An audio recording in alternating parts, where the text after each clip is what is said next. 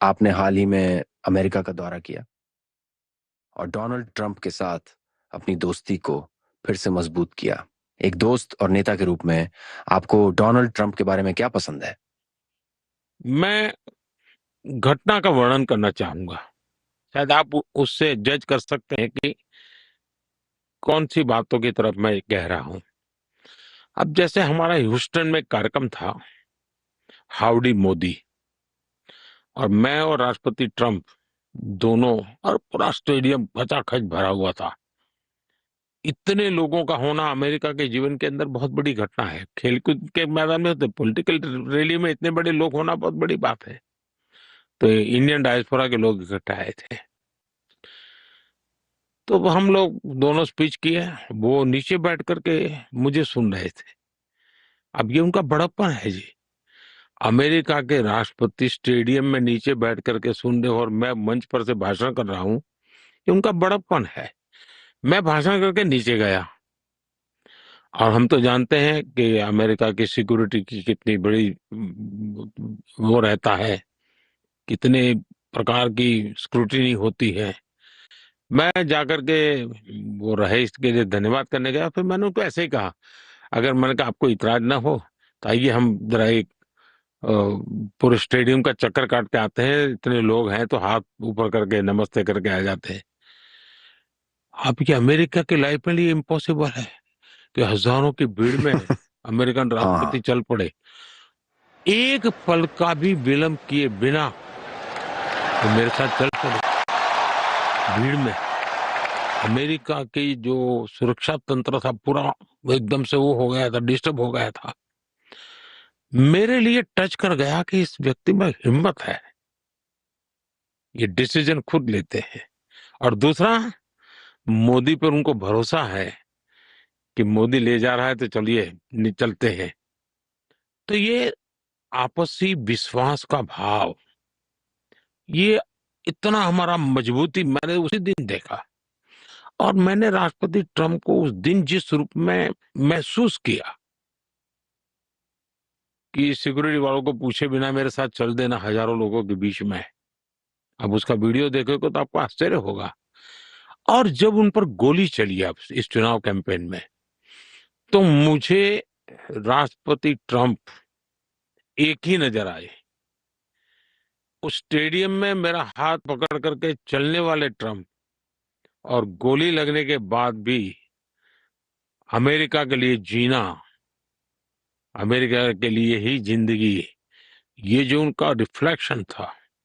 क्योंकि मैं nation first वाला हूं, वे अमेरिका फर्स्ट वाले हैं, मैं भारत फर्स्ट वाला हूं, तो हमारी जोड़ी बराबर जम जाती है। उन्होंने कहा कि आप उनसे कहीं ज्यादा अच्छे और बेहतर मोलभाव करते हैं। ये बात उन्होंने हाल ही में आपकी यात्रा के दौरान कही। एक वार्ताकार के तौर पर आप उनके बारे में क्या सोचते हैं, और आपके अनुसार उनके कहने का क्या मतलब था कि आप मोलभाव में अच्छे हैं? अब ये तो मैं कह नहीं सकता हूँ क्योंकि उनका एक बड़प्पन है कि वो मेरे जैसे आयु में भी उनसे छोटा हूँ। वो मेरी सार्वजनिक रूप से तारीफ करते हैं, अलग अलग विषय पे तारीफ करते हैं। लेकिन ये बात सही है कि मैं मेरे देश के हितों को ही सर्वोपरि मानता हूँ। और इसलिए मैं भारत के हितों को लेकर के हर फोरम में अपनी बात रखता हूँ। किसी का बुरा करने के लिए रखता नहीं हूँ, सकारात्मक रूप से रखता हूँ। तो किसी को बुरा भी नहीं लगता है।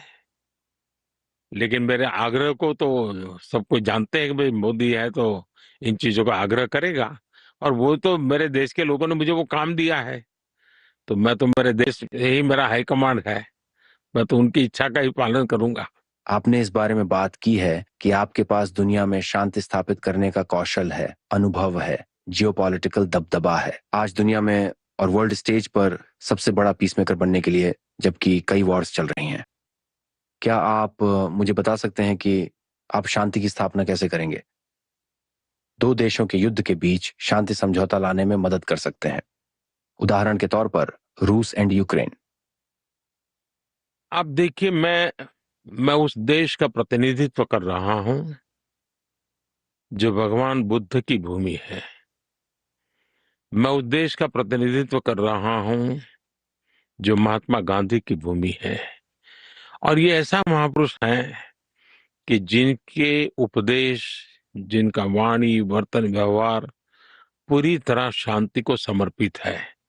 और इसलिए सांस्कृतिक रूप से, ऐतिहासिक रूप से हमारा बैकग्राउंड इतना मजबूत है कि जब भी हम शांति के लिए बात करते हैं तो विश्व हमें सुनता है। क्योंकि ये बौद्ध की भूमि है, ये महात्मा गांधी की भूमि है, तो विश्व में सुनता है। और हम संघर्ष के पक्ष के है ही नहीं, हम समन्वय के पक्ष के हैं। न हम प्रकृति से संघर्ष चाहते हैं, न हम राष्ट्रों के बीच में संघर्ष चाहते हैं। हम समन्वय चाहने वाले लोग हैं। और उसमें अगर कोई भूमिका हम अदा कर सकते हैं तो हमने निरंतर अदा करने का प्रयत्न किया है। अब जैसे मेरा रशिया के साथ भी घनिष्ठ संबंध है, यूक्रेन के साथ भी घनिष्ठ संबंध है। मैं राष्ट्रपति पुतिन के सामने बैठ करके मीडिया को कह सकता हूं कि युद्ध का समय नहीं है। और मैं जेलेंस्की को भी एक मित्र भाव से उनको भी कहता हूं कि भाई, दुनिया कितनी ही आपके साथ खड़ी क्यों न हो जाए, युद्ध भूमि में कभी भी परिणाम नहीं निकलने वाला है। परिणाम तो टेबल पर ही निकलने वाला है। और टेबल पे परिणाम तब निकलेगा जब उस टेबल पर यूक्रेन और रशिया दोनों मौजूद होंगे। पूरी दुनिया यूक्रेन के साथ बैठ करके कितनी माथापच्ची कर ले, उसे परिणाम नहीं आता है। दोनों पक्षों का होना जरूरी है।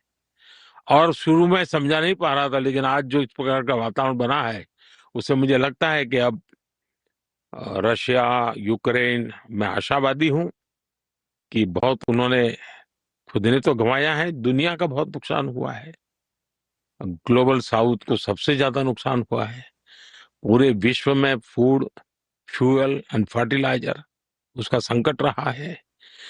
तो पूरा विश्व चाहता है जल्दी से जल्दी शांति हो। और मैं हमेशा कहता हूं कि मैं शांति के पक्ष में हूं, मैं न्यूट्रल नहीं हूं, मैं शांति के पक्ष, मेरा एक पक्ष है और मैं उसके लिए प्रयत्नरत हूं।